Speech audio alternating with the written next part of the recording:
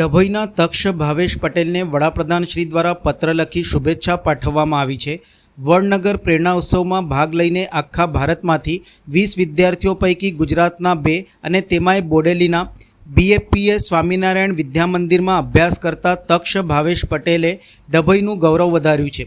આ અનુરૂપ આજે છોટાઉદેપુર જિલ્લા કલેક્ટર ગાર્ગી જૈન દ્વારા પણ શુભેચ્છાઓ પાઠવવામાં આવી હતી। વડનગર પ્રેરણા ઉત્સવ કાર્યક્રમમાં આખા ભારતમાંથી 10 રાજ્યોમાંથી 20 વિદ્યાર્થીઓને બોલાવવામાં આવ્યા હતા।